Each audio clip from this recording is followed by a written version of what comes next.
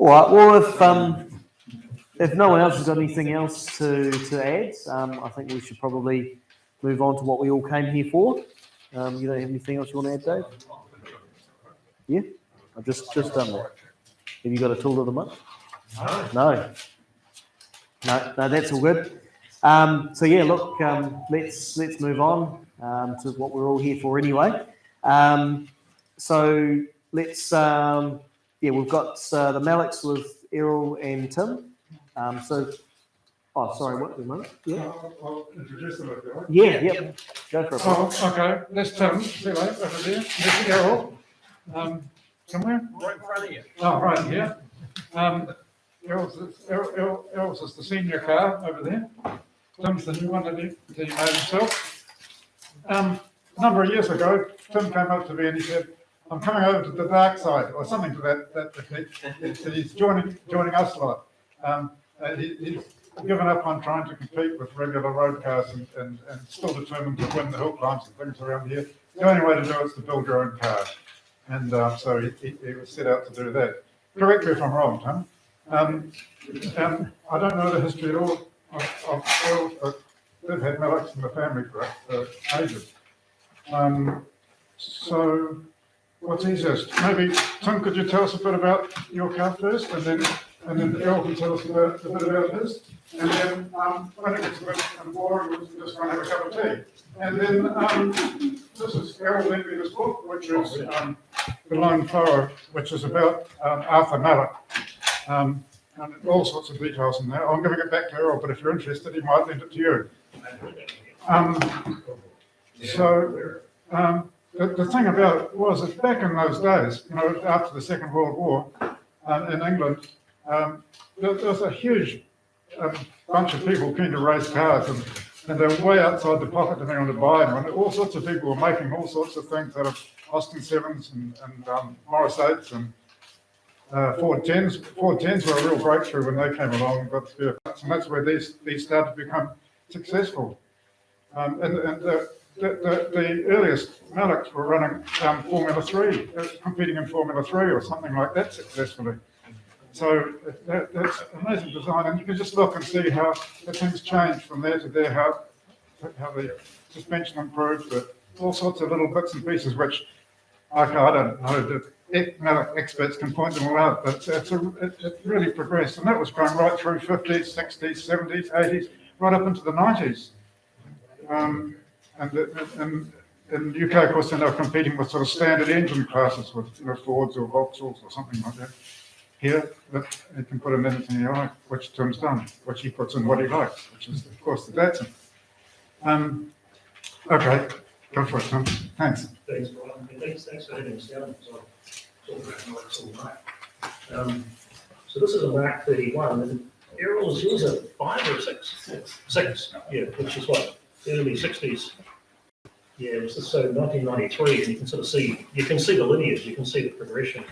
And he always set out to do, front engine, solid axle cars. The solid axle was really important for him, and he spent a whole bunch of time working out different variations of the geometry so that you can get the anti-squat you need, the roll center where you want it, not have the thing bind up and roll.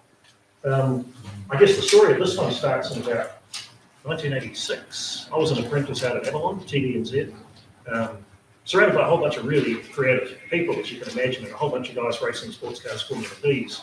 Whitakers were there, coming and going. We had a guy called Chris Kemp, who's running Formula Bs. And I was trying to make Datsuns. I started with Hillman Anglias, and then little Datsun 1200s go fast. And Chris Kemp, who ran the engineering workshop there, was going, "No, you should have a look at these things called U2." And then I got an introduction through to Errol, and way back then, I turned up at your place in Kelvin Parade and got a set of plans for building I think it was a Mark 10 or a Mark 11, so sort of somewhere in the middle. And then they downsized the public service, and I was pretty much the last year anybody took on an apprentice.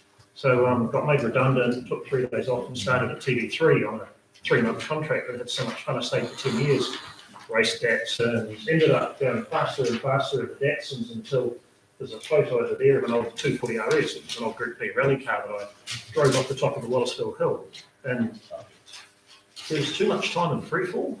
It was mentally quite disturbing. You know, I thought we were going to land in the tea room at South Pacific Tires. It was, and I walked away from that going, no, you silly bugger, that's it. Never going to do it again. Not going hill climbing, and didn't even think about it. And then 6 months later, I woke up one morning and it was back, and it was like, right, what are we going to build? And in the back of my mind, I still had the U2 idea and had a whole bunch of missing running gear, and started doing a whole bunch of research because the internet was getting useful at that point, and stumbled across a whole bunch of articles about, particularly this one, the Mark 31. They published a whole bunch of stuff saying it was the last one after was involved in the design of it. He died in '93, and they got themselves a program for designing. It was either bridge pylons or power pylons. I never quite got to the bottom of that, but it was a really early finite analysis program. And so they took it, and you can imagine the time it must have taken to render and do the calculations back then, and they moved things around and added triangles and took bits out, and they arrived at this. And the secret was lifting the chassis up, put it with a cathedral chassis, and they doubled the stiffness from the Mark 30 to the 31 just through that. And they never made a stiffer one, because then they changed the rules and said, no, you've got to be able to put the crash test down in here. So they had to take a whole bunch of the bars and triangles out of there. So that's the stiffest one they ever built. I think if you look at the little Lotus 7s or Frasers, this is somewhere around 6 times stiffer between the suspension pivots than your typical Lotus. So I started hunting around, and I discovered there were a bunch of them in Australia. And I thought, oh. And I discovered, much like, was it Mr. Oakley made this one? Yeah, out here. He had rights to manufacture these in New Zealand. There was a guy in Australia who had the rights to manufacture under license these in Australia. And I hunted him down. There was a guy living just south of Brisbane. And I said, hey, look, you're still making those chassis. And he said, no, I'm not, but I'm interested in getting out of all that stuff. At the time, I had young kids, and grandma was living on the Gold Coast, and airfares were cheap, and getting over there a bit. So I went around and had a cup of tea with him one afternoon. Just this big workshop, and he was making a living building sports cars. And I was like, wow, is Australia big enough to really, where you can really do this? And he'd moved on from the Mallocks. He turned out 7 of those to things when he saw the first of the Radicals come out, the chain drive motorbike powered ones, and he started producing those, and they were really successful. And we walked around his workshop looking at all the things he was doing. He was building some amazing stuff. He sort of wandered upstairs to his mezzanine, and he started digging through boxes, and he found the original laminated plans, and one upright, one bent wishbone, and a whole box full of photos and correspondence with the factory, to and fro, all the stuff that had learned along the way. And we did a deal, and I ended up bringing it all home. I sat there and stared at it for a while. I had this envelope full of little cardboard templates and cutouts and book of photos. And when you look at the plans and the elevation, 1/8 of an inch here, 1/4 of an inch there, they don't line up. There's no, you're sort of making it up as you go. And they were made for a little Vauxhall engine, which is much smaller than the LFJ as well. But eventually you got to start, right? So went down to J&D Max and got an 8x4 sheet of 6mm and folded 100mm up on the ends and made a table. And just drew a line down the middle and just started welding things to the table and building it up. And by the time we got here, it had actually managed to twist the table about 5mm, just through the pulling and the heat and the welding. It really stiffened up that much. Second one will be easier because I know what I'm doing, right? A number of times you go, it's hard imagining things in 3D space, like a typical brake cover, but you just go, oh, it's just not going to work. So cut it out, do it again. So no, we got there. Ended up bringing the body over from Mallock themselves, got hold of Sue, sort of told her how it come by the plans, not really. And she agreed to sell me a body. So she sold me the fully enclosed body, the nose, one of the splitters, and the diffuser. Which didn't actually cost a lot, but it cost as much as an entire damn car ship the thing out here, The criminals, they stacked it in a container on top of something. Basically charged me a car import duty for it. That really did it. Got into Alex. He made a mould for the nose cone originally. This one, so this body, we made the mould, and then there's a bunch of guys, mates of mine from the car shop, that started messing around with carbon fibre. And I said, boy, have I got a project for you? So we made the first back-end bag carbon fibre one in the workshop over in Whitby. And I was sitting on the trailer down at the gas station in the Hutt Road one day, and this carbo glass car pulled in, and Bill Tarr got out and was like, who made your carbon nose? I said, we did. didn't do a very good job, did you? If I was doing it, I would have done this. And so I got onto carbo glass and Zach and Liv. And, you know, they're amazing. They just make it look so easy. You know, the carbon itself's not that much more expensive than fiberglass, but the consumables you go through. And when you get it wrong, the amount of stuff you have to throw away. So we started making parts. Redid the nose cone at the end because the tyres I was running were getting taller and taller and they were starting to come through the daylight. They were just, oh no, we'll bog it up. So he's mixing up 10-litre pails of epoxy and stuff and just getting the shape you want, hot melt glue, a big thick coat of epoxy paint, and then go out with the chopper gun and make a mould. Just, wow, yeah, keep them fed up and happy. The diffuser, the front splitter, we went through several evolutions of that before I noticed that Richard's Juno mold was sitting out there, and I thought, ooh, I wonder if we can make that work. The underneath of this one is a Juno one. Diffuser mold is made about MDF, and we can turn up diffusers for the thing. Then we just kept evolving, the aero, the suspension, and it just got quicker and quicker and quicker. So originally it was running a pair of 45s, 4-speed gearbox distributor. It was easy, it got quick. And then Richard said, hey, you should come and do some circuit stuff with the sports car guys. It was sort of another plateau of evolution we had to go through to get it circuit ready. And then my boy got old enough and we went go-karting. So although it's now got 5 gears and it's injected and it's got valve cranks and better aero, it hasn't gone any faster, so we're just not getting the time to set it up and get it in the window. So the next thing on the list, I think, now that the boys are driving it, is he can drive it, give me the feedback, and we'll just really mold it, get it back in the window, and then I think once we've got the balance right, it will start picking up time at Anfield again, we'll be away. So yeah. But it was built as a hill climb car, it's heavy. It's using 1.6 wall tube, whereas Mallock used 1.2. You know, it's using half-inch rose joints, where they would have used 7/16 originally. The FJ is a lot heavier than a little Vauxhall, including me and a half tank of gas at 638, 639, something like that at the moment. Doesn't make as much grunge as Richards, but it's not as angry an engine. That makes 211 at the wheels. So, but hill climbing, it's brutally effective. It's easy to drive, knows where to point it, doesn't have any bad habits. We've got the upright record of mount thick, silver string, port road both ways. I think we single-handedly demoralised the four-wheel drive class. It's a beautiful thing to behind. Second one will be easier, of course, because I know what I'm doing. Sensible person would probably use a later model engine. Trouble is all the front-wheel drive starts. The wheels on the other side, and already, if your overall's heavy, you end up with blisters in your legs. It's just gets really unpleasant.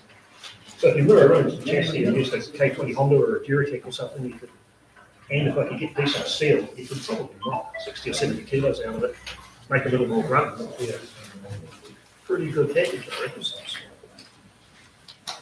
What do you want to know about? Are you actually building another one? No, I'm not. No. We've been, during lockdown, I started building a thing. So I had a rusty stiletto shell and a motorbike engine. And people keep saying, when are you going to finish it? It's not a race car project, it was a lockdown project. This isn't the time to build anything else. What's it? What is the next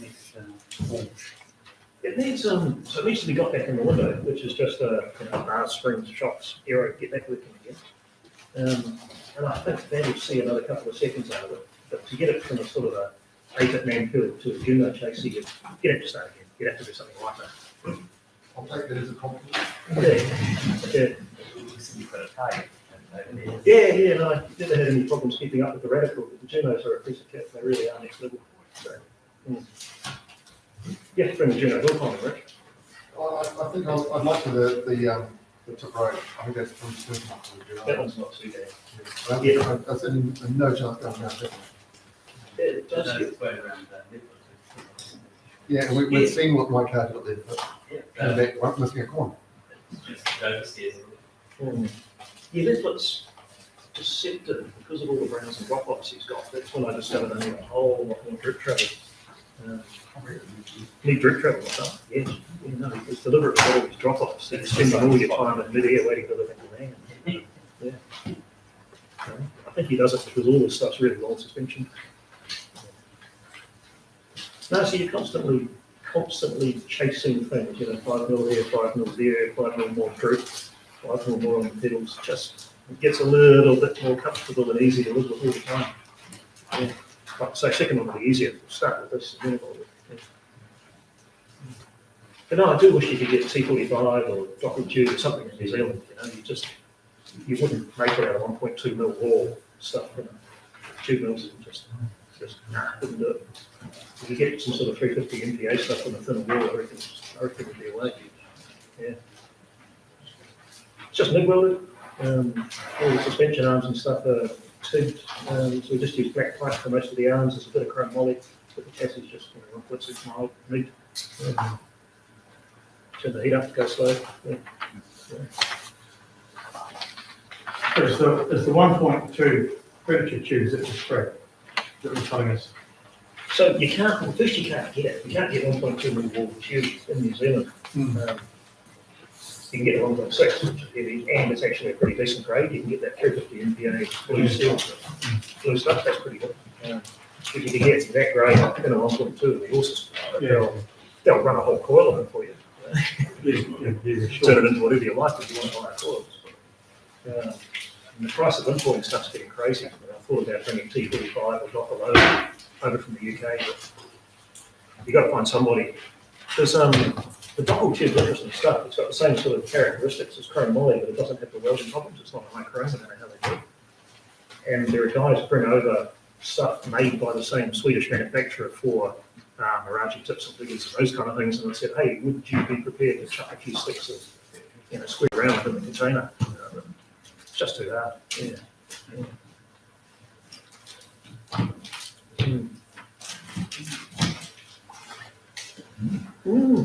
Yeah, when Johnny Mines first saw it, he said, don't swear, what the heck are you doing?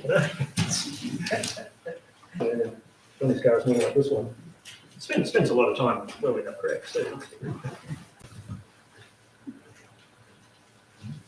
Awesome. Well, the most fun I've had racing has been racing with back when I was in the radical. We're about the only two things on the track that are actually close together racing most of the time, isn't it? No, they're both so different. Yeah. Yeah, I used to really like it until later on I bought a radical, and then I drove the radical and went, we went back and evolved it to the point where I actually quite liked it. You've only got a better radical. Just have to put it on, yeah. If his voice driving it, there'll be pressure. There will be, and yes, I think we'll keep this for hill climbing. So we've got a little open wheeler, an old Swift, Formula Ford 2000 American car. We've been running that. It's been doing great, so I've just put it on the market. I want to pick up something else for him this year. Getting Atlantic, so then. On a different topic, but you started it, the stiletto with the motorcycle engine, where do you see that go? Hill climber, built it for a hill climber. So I mounted it's a K4 GX6.5 house, a 2004 one, mounted it north-south and used NX5, uprights, wishbones, NX5 diffs, and a little drive shaft that long. And it actually packaged up pretty well. Finished tube chassis again, just 30 mil this time, because it wouldn't out soft trees that yeah, and the stiletto shell, I stood there with the plasma cutter going, looking at the stiletto shell going, how many more stilettos are there around? But Yeah, I think that's the last one. it was shot. You'll be pleased to know, it was shot, I really did, yeah. So basically did what they did in the UK, you take them off just under the door sill there, shorten the sills up to about, so it's about that high off the ground, yeah. Quite cool. Just build it with a little more ground clearance and a little more suspension travel than this one. Yeah. Can't have those people out in cross carts beating us. Looks to be quicker than a cross car, wasn't it? Hayden Patton got me at Mount Vicar. It really annoyed me. Yeah.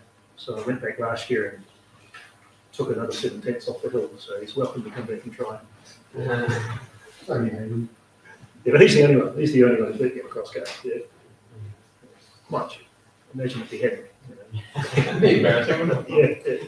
Oh, maybe you might have bought it. Yeah, the cross carts are cool, but God, if you want to get me on a rant, I wish there was a schedule we could build our own ones. You know how hard it is building full space frame motorsport New Zealand specs.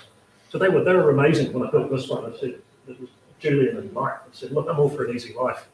The original Mallock cage is only a little half cage, and it's actually much better support chassis here for landing the hood there.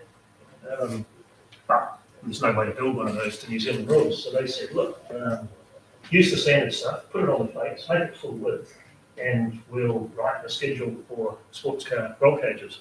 I mean, it's technically ridiculous using a 45mm hood and having 3 more mounting plates, but you don't have to engineer it, right? Compliance with Schedule A, you go racing, nobody complains. Yeah. But I'd love to be able to build a full space frame like a little cross car. But the calculations they want you to do, the vibration analysis, if you're feeding suspension loads into the cage, so at least they don't care. You can build it in a furniture tube, as long as the cage is a separate thing. We all know it's stupid, but yeah. So you can't actually do full space. Can't build a space frame. Not without a whole bunch of engineering, pain and everything. Yeah. So when the cross cards came out, oh, brilliant, you're going to do a cross card schedule. That means I'll be able to build one. Oh, only run once you buy a paving. Come on, you know. Yeah. What if you bought a better problem? If you bought, It's on the term, it's on the night. yeah. And yeah, I could get Grant in Australia to make one, put a CAMS logbook on it, and just what he's doing. Okay. Drives me wild. Breathe.